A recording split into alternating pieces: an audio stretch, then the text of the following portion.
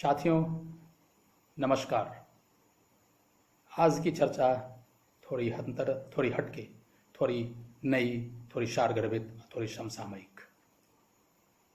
यदि हम अपने मानव जीवन पर आज अगर हम ध्यान दें या रोशनी डालें तो क्या आज हम अपने मानव जीवन से खुश हैं? जिस प्रकार की जीवन पद्धति और जीवन शैली हम लोगों ने अपने ऊपर अभी लाद रखी है या थोप रखी है, क्या वो सकारात्मक है? क्या वो नकारात्मक है? क्या वो प्रेरणात्मक है? न केवल भारत का समाज बल्कि पूरे वैश्विक समाज की बात करें तो क्या आज हम अपने जीवन से, दैनिक जीवन से खुश हैं या कुछ ऐसी चीजें हैं जिसे हम परिवर्तित करना चाहते हैं? साथियों, आज हम चर्चा करेंगे 5 बहुत ही महत्वपूर्ण पड़ावों पे या 5 बहुत ही ऐसी चीज़ों पे, ऐसी इश्यूज पे ऐसी बात करेंगे, ऐसी एस्पेक्ट्स पे बात करेंगे जो हमारे लिए बहुत ही महत्वपूर्ण है। ये 5 चीज़ें क्या हैं? समाज, लोग, अर्थशास्त्र, सरकार और पर्यावरण। भारत या विश्व का समाज कैसे इससे लाभ ले सकता है, कैसे इससे लाभान्वित हो सकता है? क्या हम जो जीवन व्यतीत कर रहे हैं इस 5 विषयों के संदर्भ में, क्या वो बिल्कुल ठीक है? क्या वो हमारे लिए उपयुक्त है या इसमें कुछ परिवर्तन की आवश्यकता है? या पहले तो यह आकलन होना चाहिए कि हम कैसा जीवन इन 5 तथ्यों के संदर्भ में या विषयों के संदर्भ में हम व्यतीत कर रहे हैं। यदि हमें मालूम चले कि हाँ, इस तरह का जीवन है या इस प्रकार का जीवन हम इन 5 विषयों के संदर्भ में व्यतीत कर रहे हैं, डेली तौर पे रोजाना के तौर पर जी रहे हैं या डेली लाइफ में ला रहे हैं, तो हम उसमें कुछ परिवर्तन सकारात्मक करने की उम्मीद रख सकते हैं, आशान्वित हो सकते हैं। तो आज इन्हीं 5 चीजों पर चर्चा को आगे बढ़ाते हुए हम आगे बढ़ते हैं। उपरोक्त पहलुओं पर भारत में जो स्थिति आज है वह न केवल चिंताजनक है बल्कि बेहद विनाशकारी भी है। समाज, लोग, अर्थव्यवस्था, सरकार और पर्यावरण सभी हमें और आने वाली पीढ़ियों के लिए पिटफुल, चिंतनीय, अपरिष्कृत यानी एक रफ पिच बनाते हुए मूल्य ह्रास पथ पर दिखाई देते हैं। यानी जिसमें ऐसा महसूस होता है कि हम एक अवनति की ओर, उन्नति नहीं बल्कि अवनति की ओर अग्रसर हैं। हम और अधिक पहलुओं पर चर्चा कर सकते हैं, लेकिन मैंने जानबूझकर इन 5 को ही चर्चा पर आज के लिए रखा है। बेहद समृद्ध परंपराओं, उच्च नैतिक और मानवीय मूल्यों, अद्वितीय आध्यात्मिकता का दावा करने वाली 137 करोड़ जनसंख्या वाले भारत में अद्वितीय ताकत के साथ इन 5 पहलुओं से अधिक पहलुओं पर दुनिया में मशालरोही की भूमिका निभानी चाहिए।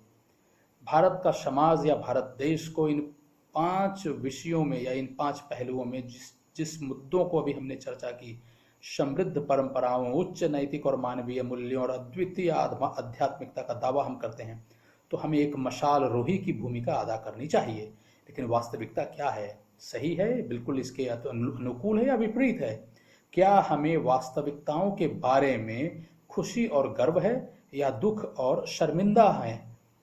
सर्वोत्तम परिणामों की आशा करते हुए क्या हम सर्वश्रेष्ठ उद्देश्यों और इरादों के साथ समान रूप से प्रयासरत हैं या प्रयास कर रहे हैं? आइए हम इन्हीं 5 पहलुओं पे आज की चर्चा को केंद्रित करते हैं। चर्चा बहुत ही संक्षिप्त होगी, लेकिन कोशिश ये है, प्रयास ये है कि जितने भी सारगर्भित मुद्दे हैं, समसामयिक मुद्दे हैं या तथ्य हैं, उनको हम चर्चा में समाहित कर सकें। इससे भी अधिक पहलू हो सकते हैं, बट मेरे नज़र से ये 5 पहलू सबसे सर्वाधिक महत्वपूर्ण मुझे लगते हैं। फिर से एक बार दोहरा दूं आपके लिए, समाज, लोग, सरकार, अर्थव्यवस्था और पर्यावरण। चर्चा शुरू करते हैं समाज से। विभाजनकारी स्वरूप के साथ अपने सर्वश्रेष्ठ खंडित स्थिति में प्रकट होता है आज का समाज। खंडित मतलब डिविसिवनेस, fragmented at its best.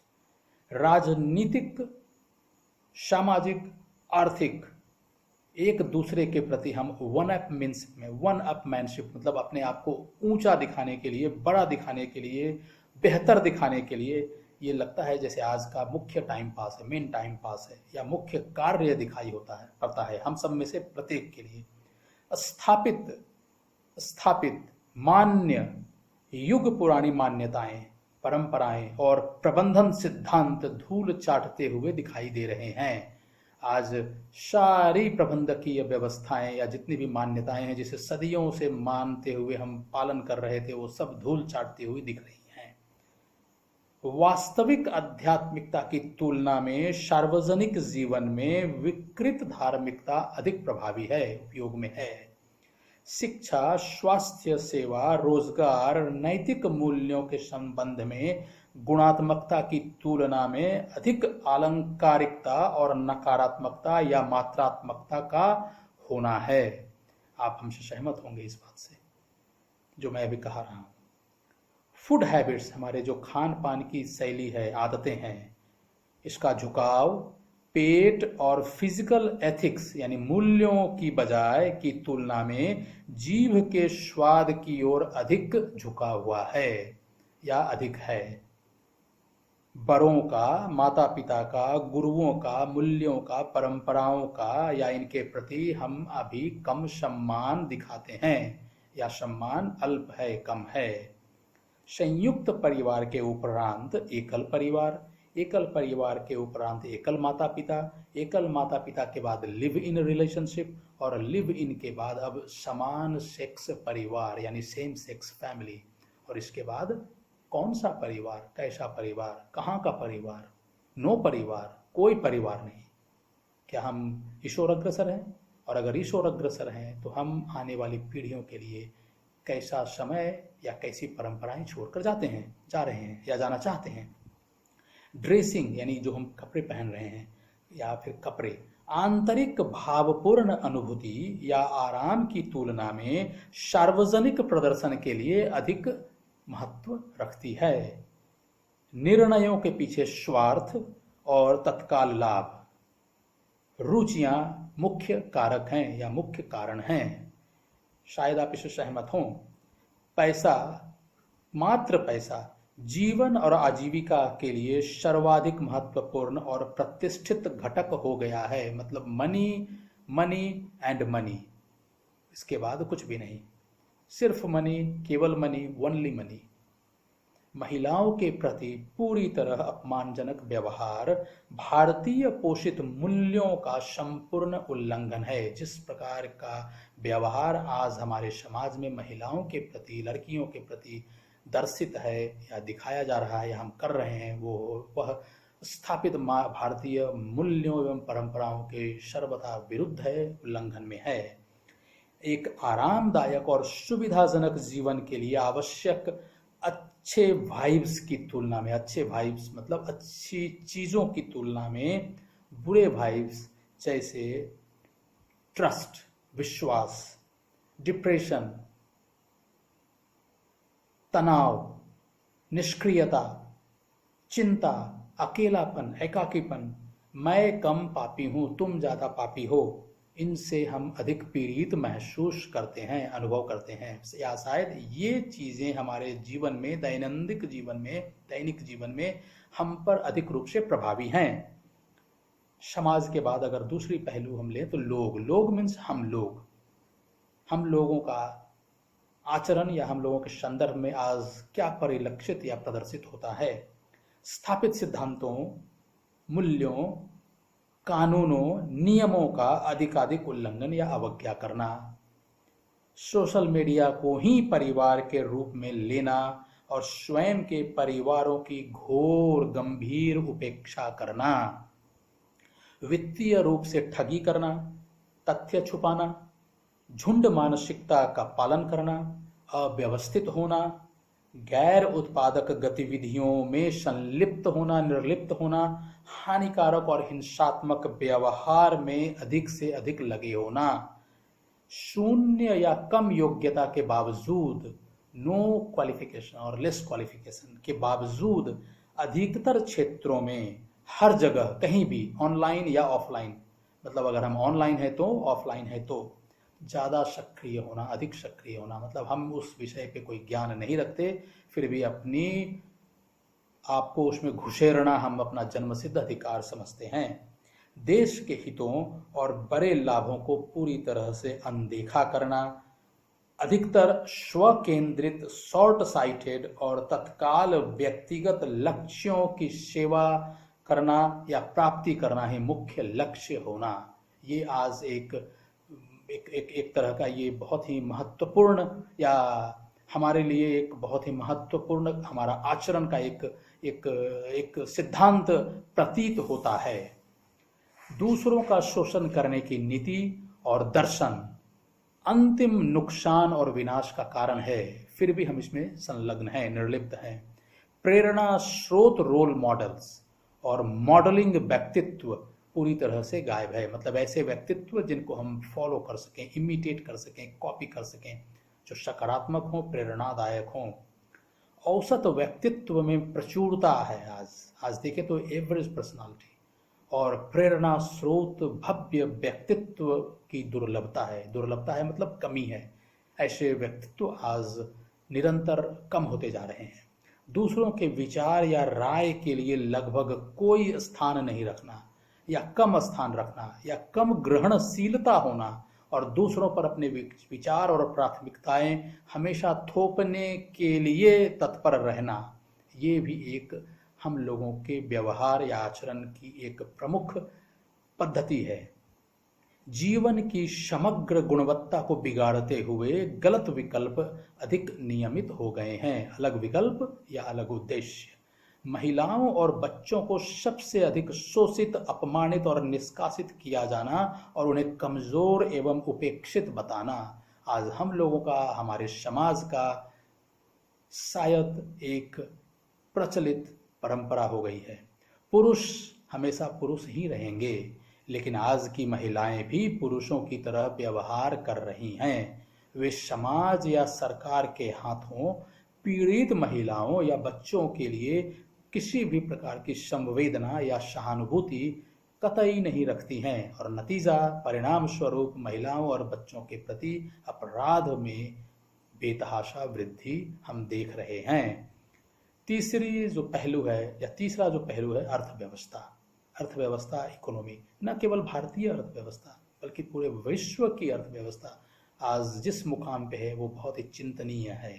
Stand still मतलब बिल्कुल पूर्ण विराम, ठहराव, लाइफलेस, जीवन रहित, पूर्ण विराम की स्थिति, waiting for life saving oxygen, जीवन बचाने वाली ऑक्सीजन के इंतजार में, प्रतीक्षा में। यह है अर्थव्यवस्था की हालत। बेरोजगारी, निम्न उत्पादकता और तरलता का अभाव है। कई धारित तलवार के रूप में भारत को आर्थिक विकास के कई मानकों पर पीछे ले जा रहे हैं या नीचे ले जा रहे हैं।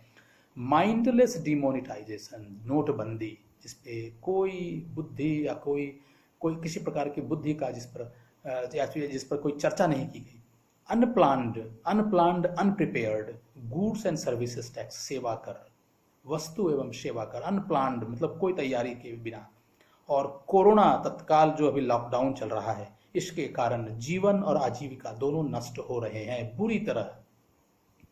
जीएसटी यानी वस्तु एवं सेवा कर, गुड्स एंड सर्विसेज टैक्स को पुनरुद्धार करके पूरी तरह से नए अवतार में पुनर्निर्मित, पुनर्गठन और फिर से लागू करने की आवश्यकता है। लॉकडाउन भारत जैसे मुक्त और खुले समाजों के लिए बिल्कुल भी उपयुक्त, उचित, अनुकूल नहीं है। यह आत्मघाती है। यह कभी सफल नहीं हो सकता। लॉकडाउन के बाद या लॉकडाउन के दौरान जो हम अनुभव कर रहे हैं पिछले 4-5 महीने से, वो हम सबसे छिपा नहीं है। 21वीं सदी भारत के लिए सर्वाधिक महत्वपूर्ण है क्योंकि कांग्रेस और भाजपा दोनों ने सदियों से विद्यमान हमारे समाज की कोर वैल्यूज को, मौलिक मूल्यों को, नैतिकता को, वास्तु को, बुनियादी बातों को और सहभाषण के सिद्धांतों को अनदेखा कर रखा है या उल्लंघन कर रहे हैं या बिल्कुल ही अवहेलना कर रहे हैं। 2020 भारत के लिए महत्वपूर्ण मील का पत्थर है। जिस तरह की समस्याओं से हम दो चार हैं, यह एक बहुत ही महत्वपूर्ण वर्ष है, समय है, क्योंकि अंधकार और विस्मरण से तत्काल अतिशीघ्र बाहर आने की आवश्यकता है। राजकोषीय जागरूकता, राजकोषीय अनुशासन, राजकोषीय योजना और राजकोषीय रणनीति की कमी सरकार के रूप में, सरकार के तौर पर या सरकार की ओर से बिल्कुल स्पष्ट दिखती है। व्यवसाय, रोजगार, उद्यमिता, इन तीनों का दुर्भाग्यपूर्ण नुकसान, ह्यूज लॉस हम देख रहे हैं। नकारात्मक नेतृत्व अपने नकारात्मक निर्णयों से चारों ओर नकारात्मकता को फैला रहा है। शायद आप इससे सहमत हों। जब कोई नेतृत्व किसी भी समस्या के समाधान में बंदी की बात करने लगे, बंद करने की, क्लोजर की बात करने लगे, तो आप समझ लीजिए कि हम उस समस्या को सकारात्मकता की बजाय नकारात्मकता का चादर उड़ा रहे हैं। जैसे नोटबंदी, देशबंदी, आप समझ सकते हैं। चौथा जो पहलू है वो है सरकार। ये हमारे सबके लिए बहुत महत्वपूर्ण है, क्योंकि हम किसी भी स्थिति के लिए सरकार पर निर्भर रहते हैं या सरकार के नियमों की ओर देखते हैं। भारत में सरकारें, चाहे केंद्र सरकार हो या राज्य सरकारें हों, शायद चुनावों द्वारा और चुनावों के लिए ही होती हैं। For elections, of elections, by elections, not for people, by people, of people. कोई भी वास्तविक सरकार अस्तित्व में, संचालन में या उद्देश्य में प्रतीत होती ही नहीं है, महसूस ही नहीं होती है। नेताओं को किसी भी कीमत पर कुर्सी एवं सत्ता की खरीदी में दिलचस्पी है। मतलब किसी भी कीमत पर वो कुर्सी चाहते हैं, किसी भी कीमत पर वो सत्ता चाहते हैं। उन्हें आम जनता की समस्याओं से या देश की समस्याओं से कोई लेना देना नहीं है। सरकार नहीं है उनका कोई सरोकार नहीं है। CBI, EC, ED, IT department, RBI, CBO, courts, police department, governance systems यानी central bureau of investigation, election commission, enforcement directorate, income tax department, reserve bank of India, chief vigilance office आदि आदि आदि जैसे अपने सभी महत्वपूर्ण और सक्रिय आंखों और कानों को निष्क्रिय या निद्रालु कर चुकी है। केंद्र सरकार इन सारे विभागों को या अपनी संस्थाओं को या तो निष्क्रिय कर चुकी है या निद्रालु कर चुकी है। नतीजा परिणाम स्वरूप यदि कोई समस्या आती है तो इनको सलाह मशविरा के लिए इनके पास कोई है ही नहीं। इनकी आंख और कान, जो ये सारी विभागें या संस्थाएं थी, वो सब निद्रालु हैं, निष्क्रिय हैं। Trial deficit, trust deficit, trial deficient, trust deficient, transparency deficient. सरकारें कुछ भी गंभीरता से नहीं ले रही हैं। ट्रांसपेरेंसी मतलब पारदर्शिता, ट्रस्ट यानी विश्वास, भरोसा, और ट्रायल मतलब हर प्रयास को करते रहने की जो एक आदत होती है। इन तीनों चीजों में कमी या सरकार की ओर से कमी का अनुभव होता है। भारतीय कोर, वास्तु और संविधान का पालन शायद करती हुई नहीं प्रतीत होती है। बुनियादी और मूलभूत सामाजिक आर्थिक कल्याण उद्देश्यों का उल्लंघन करती हुई प्रतीत होती है। शायद सामाजिक कार्यकर्ताओं और परोपकारियों के लिए या के खिलाफ प्रायोजित अहितकर अभियान में अधिकतर व्यस्त लगती है। जो भी इस समाज में कुछ अच्छे काम कर रहे हैं या करना चाहते हैं, उनके खिलाफ किसी न किसी प्रकार की ऐसी चीज़ों को पैदा करना जिससे उनको अपने कार्य करने में मुश्किलें आए या बाधाएं आए। कानून और व्यवस्था, शासन प्रणाली और संबंधित विभागों के नुकसान के लिए भी जिम्मेवार सरकार प्रतीत होती है। गुमराह प्राथमिकताओं में लगे और बड़े राष्ट्रीय हितों के प्रति अनुत्साही है। सरकार, ऐसा प्रतीत होता है कि उन्हें बड़े राष्ट्रीय हितों से कोई लेना देना नहीं है या बड़े राष्ट्रीय उद्देश्यों के प्रति वो जवाबदेह नहीं है। 21वीं सदी की सरकारें राष्ट्रीय मुद्दों के लिए बेमेल हैं, अनुपयुक्त प्रतीत होती हैं। उनका उद्देश्य, उनके गोल या उनकी जो प्राथमिकताएं हैं वो कुछ और ही हैं। विशेष रूप से महिलाओं के लिए कानून और व्यवस्था सबसे खराब है, क्योंकि उनके खिलाफ अपराध देश भर में लगातार बढ़ते जा रहे हैं। सरकारों द्वारा बच्चों की सबसे ज़्यादा उपेक्षा, अवहेलना करने से उनकी शिक्षा, उनकी स्वास्थ्य सेवा और उनके पोषण संबंधी सेवन बुरी तरह प्रभावित हैं। ये हम देख ही रहे हैं। अपने इर्द गिर्द अगर आप नज़र डालें पूरे देश में तो आप देखते हैं कि बच्चों की क्या हालत है। और 5वीं जो सर्वाधिक महत्वपूर्ण है, पर्यावरण। पर्यावरण यदि स्वच्छ हो, स्पष्ट हो, साफ हो तो हमारा जीवन मनुष्य के तौर पे बहुत ही सकारात्मक होता है, पॉजिटिव होता है, फुल ऑफ एनर्जी होता है, ऊर्जा पूर्ण होता है। पर्यावरण या पर्यावरण से संबंधित विषयों पर किसी की आंख या कान या दिमाग में बिल्कुल भी कोई फोकस नहीं है, ऐसा महसूस होता है, ऐसा प्रतीत होता है। स्वच्छ और हरित पर्यावरण, क्लीन एंड ग्रीन एनवायरनमेंट के बारे में कोई सार्वजनिक जागरूकता है ही नहीं, न सरकार के तौर पर, न समाज के तौर पर, न हम व्यक्तिगत तौर पर। सरकारी विभाग, नौकरशाही, समाज का अस्तित्व और पर्यावरण के प्रति व्यवहार स्व पराजय लायक होना एक अस्तित्वगत प्रश्न है। मतलब हम अपने पराजय को हम स्वतः आमंत्रित कर रहे हैं अपने व्यवहार से, अपने आचरण से, और नतीजा जो परिणाम आएंगे वो दुर्धर्ष होंगे, कठिन होंगे, समस्याकारी होंगे। सार्वजनिक जीवन में व्यक्तियों की सुविधा और सुरक्षा सबसे अधिक उपेक्षित है, ये आप देख सकते हैं। अभी आपने पिछले कुछ दिनों पहले देखा, ट्रेन, बस, यात्रा करने वाले लोगों के साथ क्या हुआ या कैसी व्यवस्थाएं दी गई उनको। सभी स्तरों पर नकारात्मकता, व्यक्तिगत, सामाजिक, पारिवारिक, वित्तीय, मनोवैज्ञानिक, ऐसा महसूस होता है कि नकारात्मक माहौल उपस्थित है या अस्तित्व में है। ऑफलाइन मानव संपर्क, ऑफलाइन मतलब आमने सामने या इंटरफेस पूरी तरह से गायब है।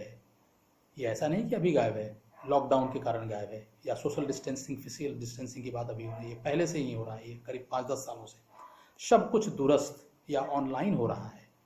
खाद्य, शिक्षा, नौकरियां, कार्य, बैठकें, सामाजिक लाभ, स्वास्थ्य, खरीदारी, चर्चाएं, जबकि मनुष्य मतलब हम लोग एक सामाजिक एवं भावनात्मक प्राणी हैं। भावनात्मक और सामाजिक प्राणी होने के नाते आमने सामने बैठने का जो सौभाग्य और खुशी होती है उसकी तुलना नहीं की जा सकती।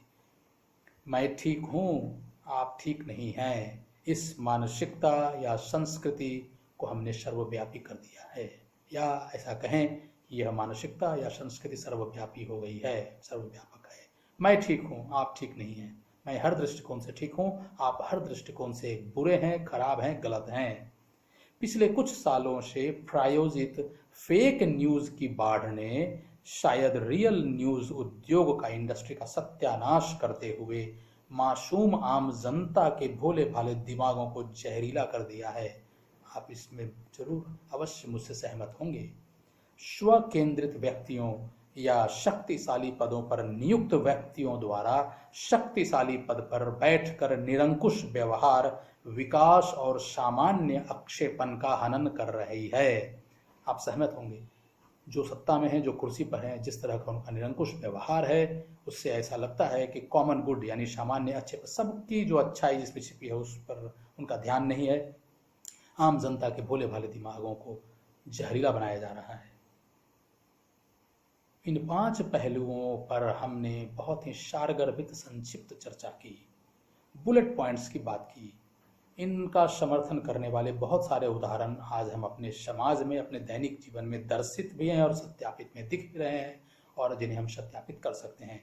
आज की सरकार या आज के सरकार और उसके नेतृत्व द्वारा शॉर्ट साइटेड व्यक्तिगत हितों हेतु बड़े राष्ट्रीय हितों की बलि दी जा रही है। यह एक बहुत ही दुर्भाग्यपूर्ण अनुभव हम लोग कर रहे हैं। एक किस्सा हम आज सुने और समझे।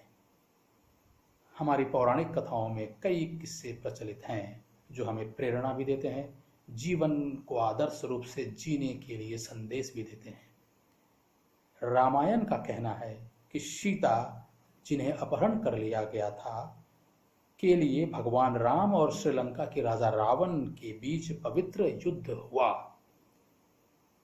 भगवान राम ने राजा रावण का वध कर दिया और सीता को छुड़ाया। महाभारत का भी उल्लेख है, या महाभारत में उल्लेख है, या महाभारत का भी कहना है कि द्रौपदी, जिसे पूर्ण कौरव दरबार की उपस्थिति में घसीटते हुए लाया गया और निर्वस्त्र किया गया, उस हेतु भी, द्रौपदी हेतु भी पांडवों और कौरवों के राजा, पांडवों के बीच में और कौरवों के राजा दुर्योधन के बीच में पवित्र युद्ध हुआ। भगवान कृष्ण के मार्गदर्शन में पांडवों द्वारा कौरवों को मार दिया गया और द्रौपदी के सम्मान की रक्षा की गई। आज केंद्र और राज्य सरकारों या उनमें शासकों द्वारा कई सीताओं और द्रौपदियों का उत्पीड़न, अत्याचार और शोषण किया जा रहा है, और स्थापित युग पुरानी भारतीय नैतिकता, मूल्यों और परंपराओं की कीमत पर जनता द्वारा भी व्यापक रूप से इन अनैतिक कार्यों का समर्थन किया जा रहा है, अनैतिक समर्थन किया जा रहा है। भारतीय समाज में कितने अनैतिक लोग सरकार की अनैतिक कार्यों का समर्थन कर रहे हैं, जिसके परिणाम स्वरूप अर्थव्यवस्था और पर्यावरण का पूर्ण विनाश हुआ है या हो रहा है या आगे भी होता रहेगा। इन आत्मघाती दृष्टिकोण, झुकाव और गतिविधियों के खिलाफ कैसे और क्या समाधान सुझाए जाने चाहिए, इस पर भी हम चर्चा अवश्य करेंगे। आज की चर्चा बस इतनी, इस पर ही समाप्त करते हैं। आइए हम अपना सर्वश्रेष्ठ करें और सर्वश्रेष्ठ के लिए आशान्वित भी हों, सर्वश्रेष्ठ के लिए आशा भी करें। साथियों, आप सबको बहुत बहुत ढेर सारी शुभकामनाएं सफल जीवन के लिए, सुखमय जीवन के लिए, अच्छे जीवन के लिए।